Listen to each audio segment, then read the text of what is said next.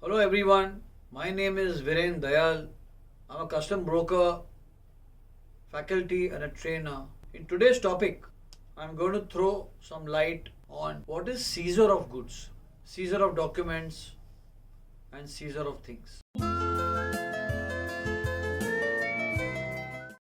For latest updates, subscribe to our channel and press the bell icon. If I have to give you a background note, according to me, Chapter 1 to Chapter 12 of the Customs Act mainly talk about duties, drawback, warehousing provisions, short levy provisions, refunds, transit and transshipment, baggage, coastal goods, stores, clearance of goods, levy of duty, and the process of assessment and so on. So according to me, this mainly pertains to the collection of revenue and augmenting the resources for collecting revenue from time to time when the goods come into India or goods are exported from India. From section 100 onwards talks about how criminal liability may arise and also civil liability will arise when the goods are seized by the customs authorities. So the provision of the Customs Act 1962 are mainly based on the criminal law which is prevalent in India even before the British time. Therefore, many sections, many procedures are aligned to the Code of Criminal Procedures or the criminal law of India. Therefore, when you're reading the Customs Act, you will find many such sections which leads to search, seizure, arrest and so on. So in today's topic, I have chosen section 110 of the Customs Act which talks about seizure of goods. Now this section is very important because now onwards it triggers other sections and other chapters of the Customs Act.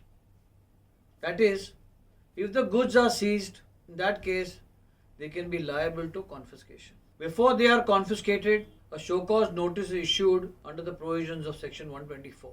After the show cause notice issued under section 124, the adjudication process under section 122 and 122A of the Customs Act is followed, and the adjudicating authority then passes an order to confiscate the goods. Section 110 triggers many other sections which can eventually lead to confiscation of the goods. And many a times the customs authorities or the adjudicating authority will release the goods in lieu of fine. That means instead of confiscating the goods, he can give you an option to pay a fine on the goods provided the penalty, duties and other charges have been paid.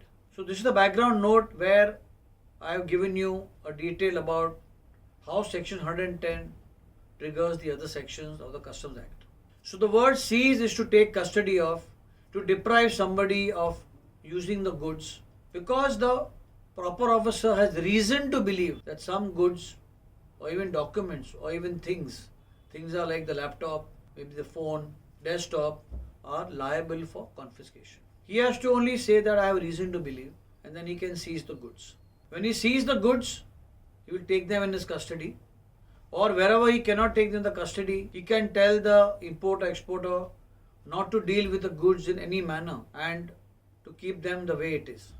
For example, the proper officer can also say that because I am unable to remove the goods from here, you cannot touch the goods, I am going to lock it, seal it, and therefore you are deprived of coming to this area and using it. That is what is also provided under section 110.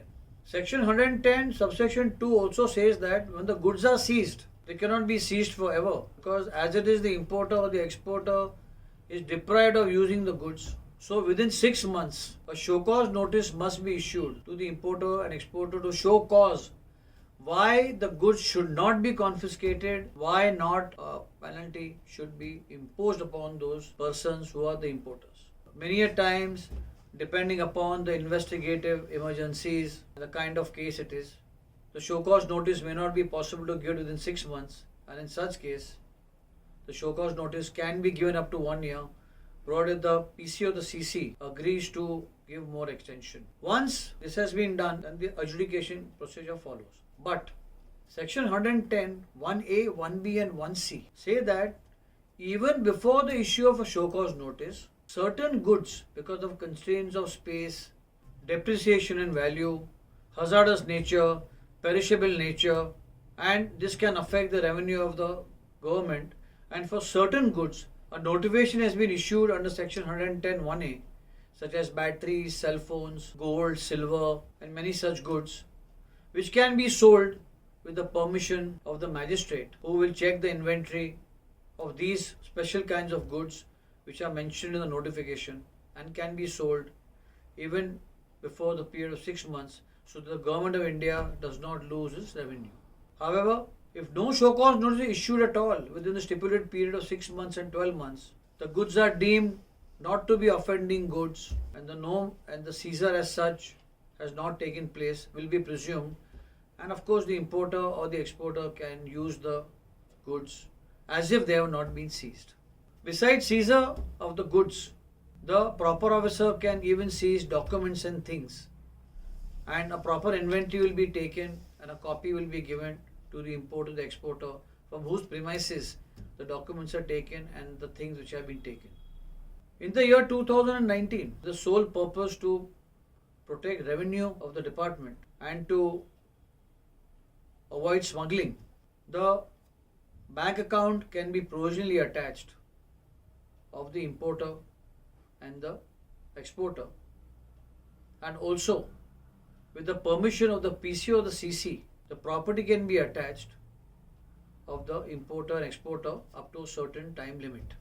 However, many a time, if the adjudicating authority is of the opinion that on taking a bond and a security, the goods can be released under section 110(a), in that case, the goods can be released to the importer exporter on execution of the security and the bond, and therefore the mandatory period of issue of show cause notice of 6 months and 12 months is dispensed with as the goods have been released. And also under section 110(a), the provisionally attached bank account can also be released by the adjudicating authority depending upon the case. So these are the broad parameters, friends, which I have talked to you about seizure of goods, documents and things under the Customs Act. Thank you. For detailed learning of all logistics subjects, visit www.logiveda.com.